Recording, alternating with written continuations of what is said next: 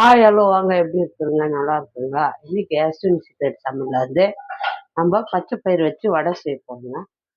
பாருங்க, பச்சை பயிர் ஒரு 5 மணி நேரம் ஊற வச்சுக்கோங்க. நான் 5 மணி நேரம் ஊற வச்சுட்டேன். பச்சை பயிர் வந்து ஊறுது கொஞ்சம் நேரம் லேட் ஆகும். சீக்கிரமா ஊற வைக்கணும். காலையில பண்ணுறதா இருந்தால் நைட்டை ஊற வைங்க. சாயங்காலம் பண்ணுறதா காலையில ஊற வச்சிருங்க. பாருங்க, நல்லா ஊறணும். அப்பதான் பருப்பு வந்து நல்லா அரையும். பாருங்க, ஒரு மிக்ஸி ஜார் எடுத்துக்கோங்க. அதில் அந்த பருப்பை நான் தண்ணி எடுத்துட்டேன். தண்ணி இல்லாமல் இதில் போட்டுக்கோங்க. தண்ணி இல்லாமல் இதில் போட்டு நம்ம அரைச்சிக்கலாம்.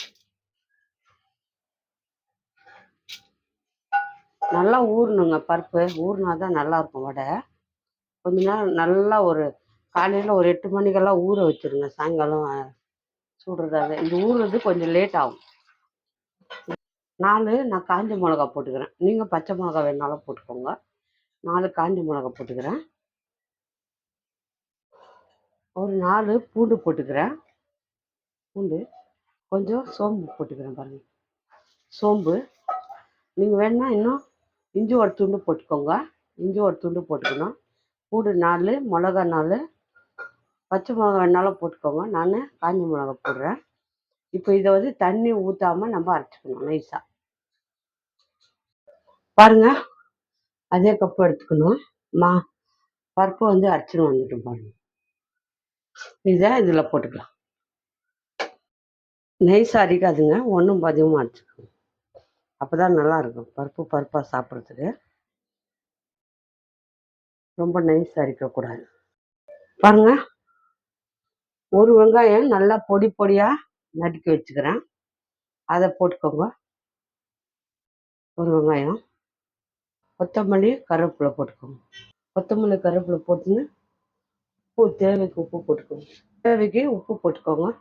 அது கூட கொஞ்சோண்டு அரிசி மாவு போட்டுக்கோங்க. நல்லாயிருக்கும். ஒரு 2 ஸ்பூனு அரிசி மாவு, அதே 2 ஸ்பூனு கடல மாவு போட்டுக்கோங்க. போட்டுன்னு நல்லா இதை பிசைஞ்சிடுங்க. இதை நல்லா பிசைஞ்சு நல்லா மொறுன்னு வரும். அரிசி மாவு போட்டால் கொஞ்சம் அரிசி மாவு போடுங்க. ஒரு 2 ஸ்பூன் அரிசி மாவு, 2 ஸ்பூனு கடல மாவு, அவ்வளோதான். இந்த பச்சை பயிர் வந்து உடம்புக்கு ரொம்ப நல்லதுங்க. நல்லா பிசைஞ்சுக்கோங்க. இப்போது எண்ணெய் வச்சுட்டு நம்ம வடை போடுறது தான். பாருங்க, எண்ணெய் வச்சுட்டோம்.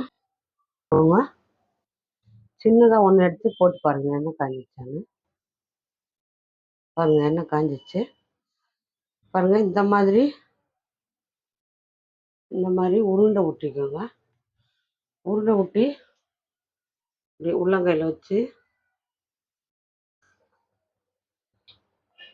போட்டுக்கோங்க. வச்சு மீடியமாக வச்சு உள்ள நல்லா வேக வைங்க.